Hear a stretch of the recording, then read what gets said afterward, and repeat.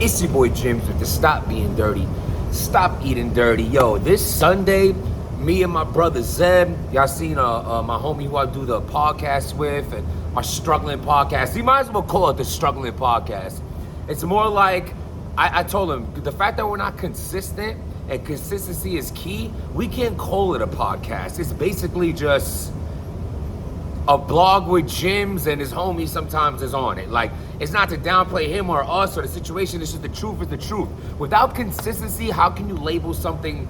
Like, I can't say, oh, I'm someone who goes to the gym if I go to the gym once a week. Like, you went to the gym, but you don't go to the gym. You know what I'm saying? But anyway, so I'm just critiquing myself and my bro the way I'll critique anyone else. Consistency is key. You have to show effort towards something to have it really stand for something and really put effort in. Don't get me wrong. We failed 3 times already. You know what I'm saying? We failed in the beginning, the middle, and the end. But who knows? Maybe in the future, that's something we could do. But with all that being said, this Sunday, we doing what I'm going to call the Protect Your Peace hike. We're going on a 3-hour hike upstate New York, or maybe not upstate. It's like an hour and a half away. I'm not sure what it is.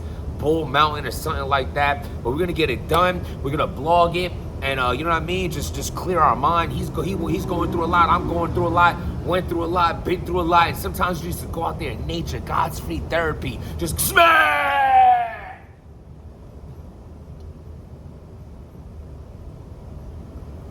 Oh my God. So I don't know if, like, I seen this before it happened, because I remember Holla the Don, he was already booming a lot of situations on, like, Twitter and business around the time when he was doing that, you know what I'm saying? He's just like the only change he was throwing were dimes, and he's just like, they do this, nah, man, I'm just kidding. But I would say, remember Holla was talking about the business, saying, yo, this is what they doing, this is how it's going down, and it's unfair. You know, at the end of the day, salute to Holla for that. He was basically just trying to, you know, let the artists know that they deserved more, or things of that nature. If y'all remember about when the caffeine thing went down, it was really the Angry Hollow era. I feel like he was in a terrible slump at that time, and salute to him now for putting his foot back on that gas pedal. But with that being said, I don't remember him saying what ARP reminded people of what he said. He pulled up a Hollow tweet, and it basically said that URL paid Holla the Don $26,000, which was his deposit for a battle that they told him, take $26,000 and don't do the Murder Mook battle on RBE. Like, rumors was going around, yo, they found out that he was gonna battle Murder Mook on RBE. They said, nah, take a deposit from us. We'll give you a deposit right now to not do that battle. Now, Holla's frustration of why he ended up you know, telling the world about this was for a few reasons. Number one, you blocked me from going to a league, a power move, I'll even say. It's dirty, but it's a dirty game. But when you get into how that is, it's a power move. Yo, we're gonna give you $26,000 to not do that battle. Come over here. They didn't tell him an opponent, who's he gonna battle, nothing. Just, yo, cut ties over there, take this 26 racks. Bruh, who wouldn't take it, right? I'm not mad at him. But his frustration comes from this. Yo, so you stopped me from having potentially the biggest battle in my career on RBE against Murder Mook. You make me do that to basically now lock me in to $26,000 down payment to say I'm gonna battle with you instead, and you never even give me an opponent. You just got me sitting on a shelf. Because in the tweet, he was like, yo, so you're telling me there's nobody who y'all could give me? He just didn't battle. Think about it. We didn't see Hollow to win. Rum Nitty? Before that, whatever little convention he threw, flea market battle with Danny Myers or whatever he did with, I don't know. I don't even know. He just did nothing. I just remember Math bodying him, and it just disappeared. Salute. So, you know what I'm saying, my guy? I'm just saying. And you just let him sit on the shelf like that. And this is what I'm saying. That's a crazy, do you understand what's happening? Just like, yo, don't do that. We're going to hold you down. Boom. Now look who else that happened with. Cassidy. Cassidy comes off of the Cassidy hype is over. It's over. If he can come back, maybe you'll be hype again for the energy or whatever he said.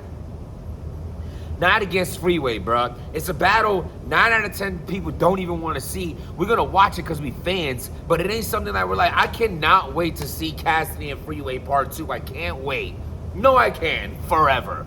So, with that being said, they did the same thing. They give Cassidy, right? So that Cassidy and Hitman is the biggest battle that RBE has ever had. Do you remember when Max Out was going on? That Max Out specifically, RBE was number 1. At that time, they was able to pass on the leaderboard Smack. There was nothing bigger than Hitman and Cassidy. Y'all could act, lie, deny, do what you want. It's all cap. If you don't at least admit that much, that RBE had their foot on Battle Rap's neck at that time with that Cassidy Hitman battle. They felt that. URL felt that, like, oh my God, they're back again. What am I gonna do? So what are you gonna do? We need to make sure they do not do this again.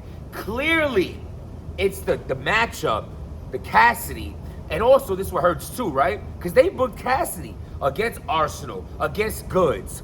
Both battles that would Duke Nukem. I would never in my life rewatch Cassidy versus Arsenal, and Cassidy versus Goods is to me. So they was like, yo, we invested all this money in these battles with Cassidy.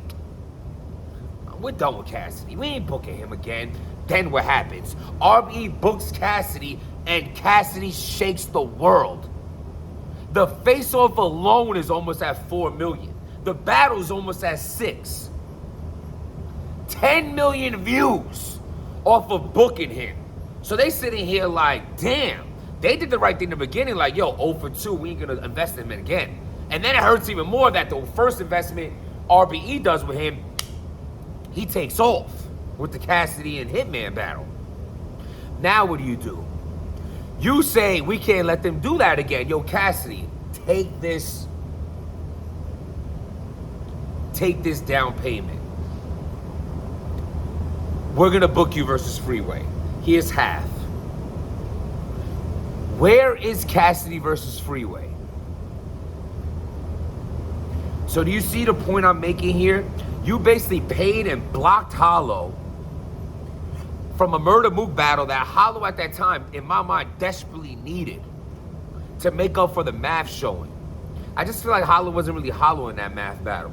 It's nothing to take away from math, but Hollow was whatever. His mind wasn't there. Math had very good tactics to throw him off. Hollow's energy overall, it was like, he looked like a rookie up there in the sense of his nervous. He looked nervous. He looked like he was over it. You know what I'm saying? But I feel like if you would have gave him Mook, he would have shown what Hollow does, a legend that he is. So the frustration, you know, I'm joking before ID Boom drop it, you know, I'm just kidding and all that. Like I just talked to Hollow like 4 days ago. He DM'd me, we chopped it up about whatever we were talking about, you know what I'm saying? But the point is, it's crazy how you blocked him from doing work that could have helped prosper his career and didn't give him nothing in return. You blocked Cassidy from doing another bat. Now, Cassidy's a little different. That, to me, is a super power move. RBE would have booked Cassidy versus Charlie Clips, and that battle would have did millions, would have been super lit, super crazy again. Probably would have been the end of Cassidy the last time you ever want to see him, but it still would have been something to tune in for, something we all would have loved to watch. 100%. That blocking of Cassidy going on RBE again was a strategic move, but probably put you in the hole. Was it worth it? Was it worth giving Cassidy $100,000 to not battle? It's been a year. He hasn't battled. Did it really slow down RBE that much to invest in a battle with Cassidy that you haven't even did? And then the Hollow situation. And then not only that, remember Murder Mook was on the face-off, the A-Verb face-off, talking about, yo, a few different people told me that Smack paid them to not battle on the Murder Mook card. Murder Mook was very vocal about that. RBE put this out in a recent blog that ARP did to remind people that Murder Mook was saying, yo, and you know Murder Mook, drunken Mook gets out here, it's over. It gets real. It gets real. He's 6'9" and all over the place. He's letting everything out. He's telling everything. So, my overall thoughts is it is a dirty game, my friends. I'm here to be entertained, and it is entertaining.